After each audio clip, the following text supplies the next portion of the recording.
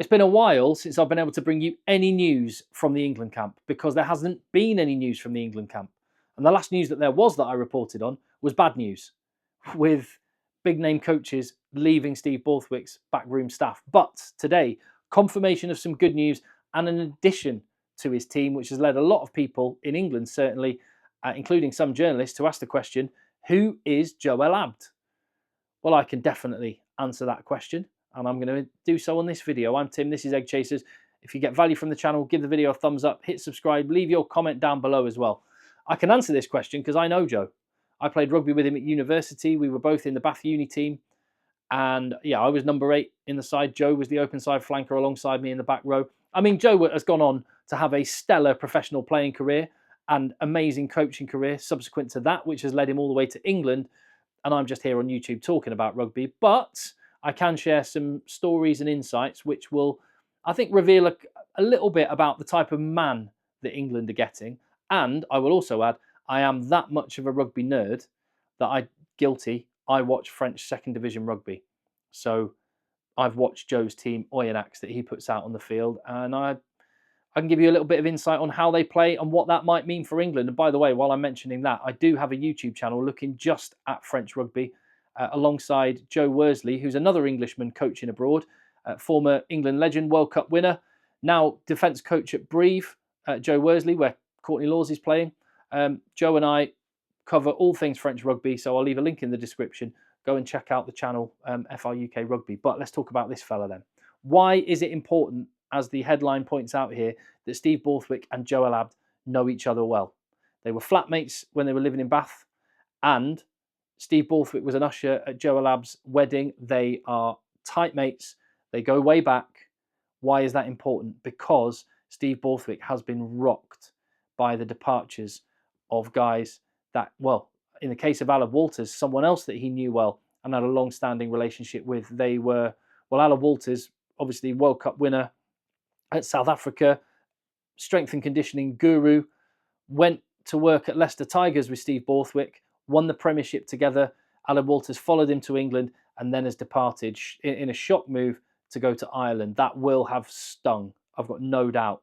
Steve Borthwick then signed one of the hottest young coaches in world rugby in Felix Jones, who jumped ship after only months in the setup, with rumours swirling around of a unstable working environment.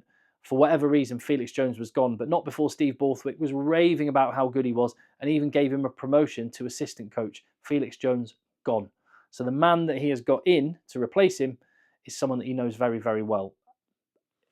If you were feeling a bit rocked and a bit insecure, someone you knew you could trust might make a difference. That said, make no mistake, Joe El Abd has got this job on merit, 100%. Currently head coach at Oyonnax, which, by the way, he technically still is.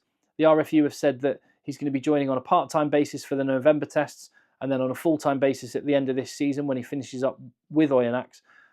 I mean, I wouldn't be surprised if that changes and maybe there's some contractual financial wrangling going on behind the scenes and Joe El Abd will leave Oyonnax and go to England full-time.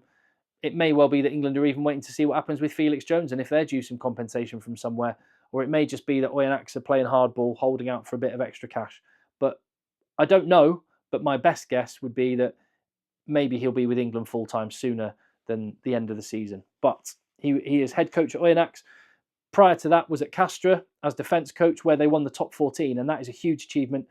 Castra have a small budget compared to other big teams in the top 14, so to win the tournament was huge.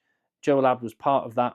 Before that, he was a coach at Oyonnax, which is where he started coaching after finishing up playing there. And as a player, before that, he was at Toulon, he was at Bristol, and he was at Bath. And at Bath, there you go, there's a photo of the 2001-2002 Bath team. That's when I was in Bath and playing with Joe as well. Joe was, I think he ended up getting loaned out to a Welsh team in this particular year. He was very much on the fringes, just a young guy. But, and I love this kit, by the way, it's one of my favourite kits. I've got that jersey in my wardrobe somewhere. The old Adidas 2001 Bath kit was an absolute gem. But if you zoom in a little bit, you will see that Joe El Abd in that picture is sat right next to his Bezzy mate, Steve Borthwick, his flatmate. Next to Mike Catt as well on the other side. And as I said, I am that much of a rugby nerd, and I was in Bath around this time that I can name all the players. There's Sam Cox, Gareth Davis. Gareth Davis? Have I got that right? Yeah, it might be. Kevin Maggs, definitely. Mark Regan, and that's Ollie Hodge as well. Rugby nerd, guilty. But where I knew Joe, this is when I knew Joe first. This is when I first met Joe. So I came to Bath University. Joe was there already. I was the number 8 in the back row. Joe was the open side flanker. And here's one little story that gives you an indication of the type of man that England are getting. I've never known anyone more thorough and meticulous than Joe El Abd. And this was before he was, superstar player or coach. So I was the captain of the team, and I organised like a team breakfast. We had a big university tournament, big quarter-final match on the Wednesday afternoon. So I organised a team breakfast for the Wednesday morning. And I'd gone to the restaurant beforehand and said, look, I need poached eggs and this and that and the other. Anyway, we get there, and they hadn't made poached eggs. They'd made fried eggs. Most of the lads were like, okay, fine. Joe El Abd said, no, I'm going home. And he got in his car, or knowing Joe, he probably ran the 3 miles back home. And we had the team breakfast. We're all there. And he left to go and make himself poached eggs, because he was not going to eat a single drop of fat that he hadn't planned to.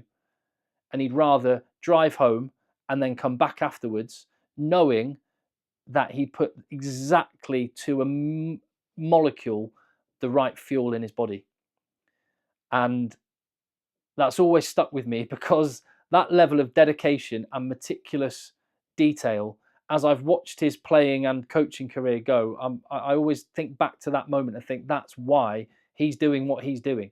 And who does that sound like? Sounds like Steve Borthwick. Meticulous detail is what everyone says about Borthwick. Crunching the numbers, leaving no stone unturned. So it makes total sense that the two of them really got on in a rugby environment. They are peas from a pod, in that sense, at least, from my recollection. So I think that's what England are getting. What I also think England are getting, as well as obviously an exceptional coach. They're getting a good bloke. I also remember I was just started working for BT Sport as a reporter it was 2016, one of my first Champions Cup matches, and I was working on Leinster against Castra in Dublin at the RDS. And I just remember Joe El Abd telling me about this young kid. I saw him and I went over to chat to him on the pitch before the game, and he was just saying, this kid he's out of this world. He's unbelievable. And I think he was getting one of his first starts in the Champions Cup at that point.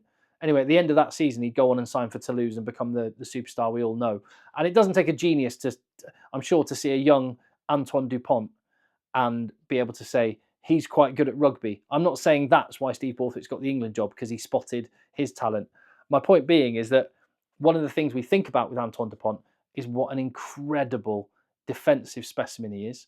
Well, Joe El Abd was there right at the start when he was a young man, crafting that.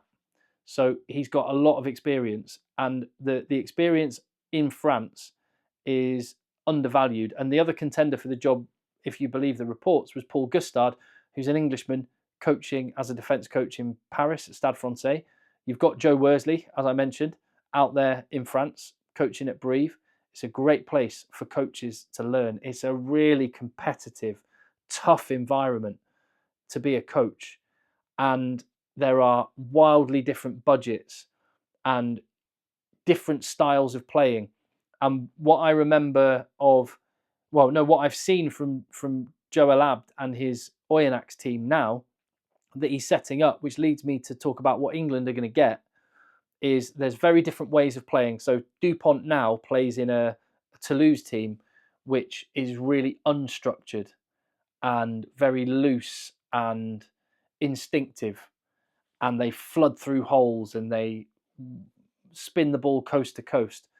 Oyonnax are one of those teams that are all about shape and process, and they have those classic, you know, little triangle forward pod shapes with the man out the back, and they do play some good, attractive rugby, but it's it's more structured. It's one of the more structured styles of teams that you get in France, in Oyonnax. And again, I think that fits Steve Borthwick really, really well. He deserves a lot of respect. I'm sure he's going to get it from the England team. I'm so excited to see what he can do. He's an under the radar appointment, which I predict is going to pay off big for England. So yeah, good luck, Joe. By the way, just going to remind you again, there is that channel that I have, which is exclusively about French rugby. So if you want to know more about how Oyonnax get on this weekend and the rest of the teams in Pro D2, Top 14 and all the rest of it, me and Joe Worsley will be over there covering that off. It's FR UK Rugby. Thank you very much for watching. Hit subscribe, leave your comment, give the video a thumbs up. I will see you on the next one.